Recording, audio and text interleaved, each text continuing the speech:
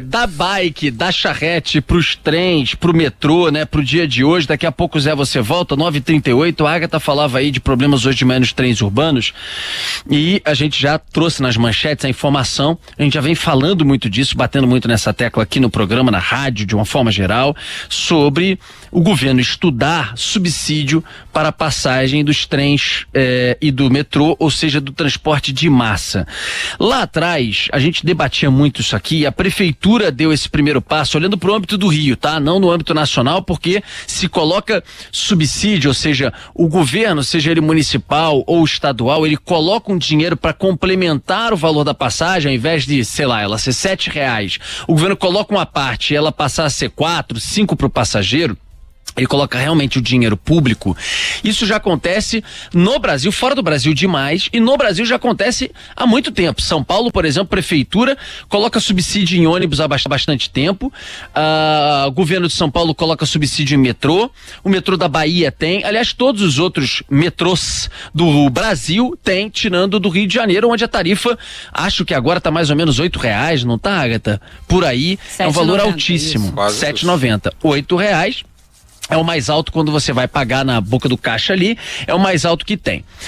E a gente já vinha falando. Quem primeiro deu esse passo foi no âmbito municipal, a prefeitura, naquela época da discussão, da bilhetagem eletrônica e tal, eles puxaram órgãos, Ministério Público, Procuradoria-Geral do Município, Judiciário, sentou todo mundo à mesa, empresários de ônibus, prefeitura, e definiram ali subsídio, em que a prefeitura coloca todo mês, enfim, anualmente, uma grana, e a passagem tá em 4 e alguma coisa. A Agatha também vai ver a passagem certinha no município do Rio de Janeiro. Se não fosse isso, R$4,70, que é o que vai justificar o novo preço do trem e do ônibus. Se não fosse isso, era para estar em R$6, R$7. Então a prefeitura, ela coloca um dinheiro e o cidadão pode colocar um dinheiro menor. Frente ao cálculo que se tem do combo lá de combustível, manutenção, frota, garagem, ônibus, motorista que tem que pagar, parará, mecânicos na oficina, por aí vai. Ok. No caso do governo do estado, o governo deu o primeiro passo quando olhou para o transporte aquaviário. Por que foi o primeiro passo ali? Porque a CCR, que concessionária que administrava lá, disse, não aguento mais, tô com déficit, avisou uma vez, ficou 2 anos, estenderam por mais 1 ano e disse, eu não quero mais, tô fora, tô devolvendo para vocês. Coisa que a gente não via muito aqui. Tô devolvendo a concessão, toma de volta, não quero, tô fora disso. O governo foi estudar, ficou vendo se achava alguém para assumir o negócio nas condições atuais e ouvindo, estudando, falou, cara, não dá. Ninguém vai querer. Ou a gente coloca um subsídio para essa passagem vir mais para baixo, a gente atrair mais passageiros, que é o que está acontecendo na linha de Charitas e na linha de Araribóia, por exemplo. E as pessoas passam a usar mais e a gente aumenta esse volume e aí o Estado passa a operar, ele contratou um operador e ele passa a operar o transporte aquaviário, ou ninguém vai querer assumir isso aqui porque será deficitário sempre. Então, deu esse passo. Quando a gente trouxe esse assunto aqui em primeira mão, o governador Cláudio Castro deu uma entrevista dizendo, olha, realmente eu estou pensando em fazer a mesma coisa para trem e metrô, só que eu preciso estudar qual o tamanho desse impacto. Agora o secretário de Transportes, Washington Reis, deu a informação de que isso vai sair a curto prazo, deu a informação inclusive que isso vai acontecer essa semana de definição e de já início. Não é o caso, pelo que eu conversei agora há pouco com gente dentro do Palácio Guanabara, é algo que ainda vai demandar uns 20 dias. Ainda tem aí 15, 20 dias, 30 dias, mas vai acontecer. Pra vocês terem uma ideia, vai acontecer, tanto que o governo está preparando uma campanha, tanto tá certo que o governo está preparando uma campanha para comunicar isso a nível estadual para as pessoas. É um impacto gigantesco, minha gente. Se você somar algo como 600 mil pessoas no metrô e 300 no trem, você tem quase 1 milhão de pessoas impactadas por uma medida como essa.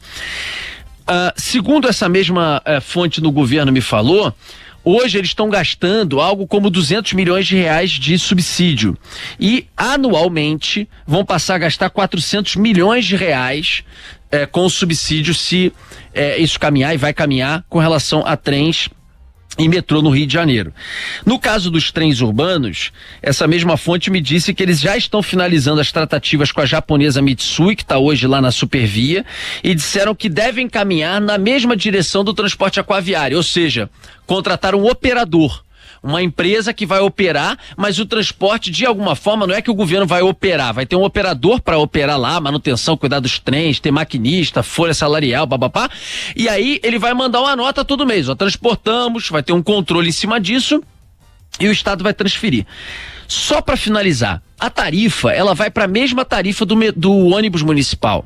Por quê? Porque hoje o que acontece? O cara vai sair da zona norte do Rio, vai para o centro, ele em tese pode ir para um transporte de massa como o metrô, ou ele pode ir de ônibus nessas ruas já lotadas que a gente tem. Ele hoje nem pensa, a não ser que ele tenha dinheiro sobrando, ou que o transporte dele no trabalho vai ser pago. Se não, ele fala, pô, eu vou pagar R$ 7,90 no metrô, na ida, ou R$ 4,70 no ônibus, mesmo que eu demore mais, mesmo que eu fique engarrafado. Ele vai pro ônibus, porque é uma diferença de R$ 3,20 na tarifa. Eu sempre disse isso aqui, sempre disse isso na rádio. Eu sempre fui um defensor do subsídio em transporte. Por quê? Porque se ele for fiscalizado, se não tiver roubalheira, se não tiver desvio, se não tiver um processo extremamente nebuloso, como nós já tivemos no Rio de Janeiro, olhando para bilhetagem eletrônica, se você tiver a transparência disso e um controle, é a maior e melhor transferência que você tem do Estado, do cofre do Estado, para o cidadão. Porque no final das contas, ao invés dele gastar R$ 7,90, pegando o exemplo do metrô, e gastando R$ 4,70, ele tem R$ 3,20 na ida, mais R$ 3,20 na volta, R$ 6,40. Quando você multiplica isso por 5 na semana, dá mais de R$ 30. Quando você multiplica no final do mês, você vai dar mais de R$ 600. 600 e tantos reais. Você tem noção de quanto que é isso para uma pessoa? No final do mês, de grana, para comida, para alguma coisa dele de lazer. Isso, inclusive, pode ser retroalimentado para a economia do Estado. Porque o cara, dificilmente, quem tem o orçamento apertado, ele pega isso e ele guarda. Vai botar em título da dívida pública, vai investir em ação de empresa. Esquece, o cara está sobrevivendo. Ele vai pegar os 600 e vai no final de semana gastar, isso entra na economia. Ele vai comprar no supermercado, isso entra na economia.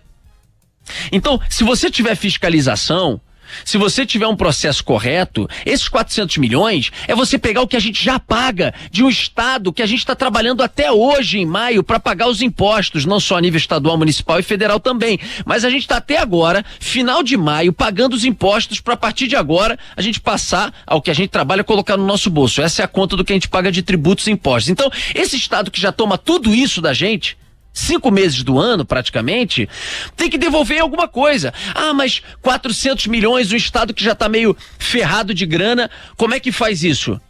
Se não tem solução, se não tem no caixa, enxuga.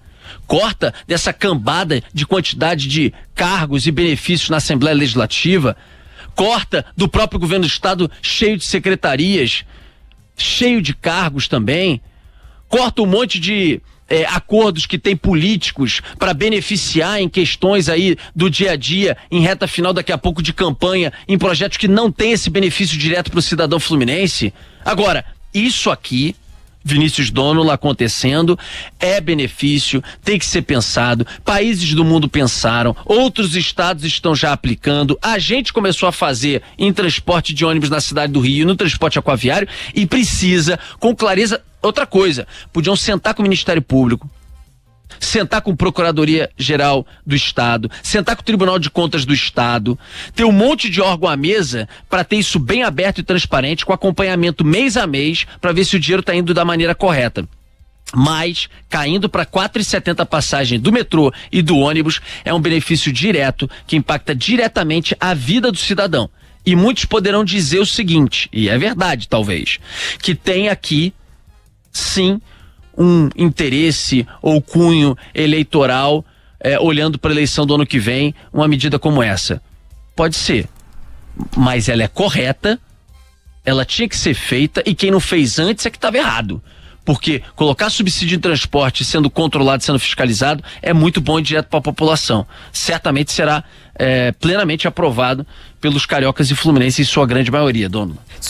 Antes do Dônula comentar sobre de onde sairia esse dinheiro, a Gabriela Morgado está aqui, tem mais detalhes, porque esse era o questionamento de alguns cidadãos, num cenário que a gente está com o governo em recuperação fiscal, de onde vai sair esse dinheiro. Gabi, bom dia para você. Pois é, Agatha, bom dia para você, Rodolfo, pro Dônula, pros nossos ouvintes. O que a gente conseguiu apurar é que, por enquanto, tem duas opções que podem acontecer aí quando houver a redução dessas tarifas. Uma é que esse dinheiro saia do Fundo de Combate e Erradicação da Pobreza e a outra é que ele saia do Fundo Estadual de Transportes. E esse fundo, né, para quem não sabe, ele já é usado para alguns subsídios no estado. Então, por exemplo, para estudantes não precisarem pagar a tarifa de ônibus intermunicipais, esse subsídio já sai do Fundo Estadual de Transportes, então é uma das medidas que pode acabar acontecendo. E aí o que a gente conseguiu apurar também é que há essas críticas, né, que o estado do Rio tem aí um déficit previsto de bilhões de reais para esse ano, só que também está tentando fazer ali adesão ao Propag para renegociar as dívidas. E o que pessoas ali do governo falam é que com isso, mais para o fim do ano, esse subsídio ele pode passar também ali a vir de um investimento de toda a renegociação de dívida do próprio Propag. Isso facilitaria também o pagamento dessas tarifas pelo estado e aí a gente passaria dessa taxa de 7,60, né, do trem para 4,70 e do metrô de 7,90 para 4,70 também. Gabi, essa é uma discussão que ocorre no Brasil, no mundo, na verdade, e que foi acelerada pela pandemia. É verdade que é mais fácil você falar em tarifa social ou passe livre, ou inclusive a chamada tarifa zero universal, Rodolfo, em cidades menores. Em 2023, 36 municípios brasileiros tinham a tarifa zero. E depois isso pulou para o ano seguinte para 106, Rodolfo, no ano seguinte. Mas, de novo, são municípios com até 100 mil habitantes. Para cidades maiores ou megalópolis, como a gente tem em São Paulo e Rio de Janeiro, é praticamente ou é inviável, impossível a adoção da tarifa zero, como é em Maricá, Zé. Mas é dever do Estado prover esse direito social ao transporte ou o chamado direito à cidade. Porém, Rodolfo, isso tem que se dar dentro de um ambiente de muita transparência e de muita probidade. Quem fará essa bilhetagem eletrônica? É auditável esse sistema? E quais são os mecanismos para combate de fraude? Isso se conecta com uma próxima notícia que a gente vai trazer de uma operação agora de manhã, em que o sistema do bilhete único intermunicipal vinha sendo fraudado por corrida fantasma. O cara vai lá, pega um cartão que é de verdade e sem um controle muito eficiente, ele passa 200 vezes o cartão no validador ou 200 cartões no mesmo validador para um veículo como uma van onde cabem 15 pessoas. É claro que você tem que prover via dinheiro público esse acesso para uma população que, quanto mais distante do centro, menor sua empregabilidade, porque o transporte pesa demais para quem o contrata. Mas isso tem que se dar dentro de um ambiente de eficiência técnica, transparência e muita probidade. Não tenha dúvida. E com fiscalização de outros órgãos. É isso que é fundamental para não ser, de uma maneira atabalhoada, desorganizada e acabar sendo um tiro na água, né? Mas a medida, se caminhando dessa forma, é uma medida correta, caminha na direção do que todo mundo faz no mundo e em política de transporte, e é a transferência direta do cofre do Estado para o cidadão na ponta, né? 9h51. Valeu, Gabi, obrigada pelas informações. Aproveitar que a gente está no tema transporte público, a Clara Nery. Só uma coisa, Agatha, que eu esqueci de te falar, acabaria com a tarifa social que hoje existe para quem, por exemplo, ganha até não sei quanto, ou seja... R$3.205. Isso, acaba isso. Todo mundo passa a pagar R$4,70 em metrô e trem. É isso, só a última informação que eu tinha aqui apurado. Vamos nessa.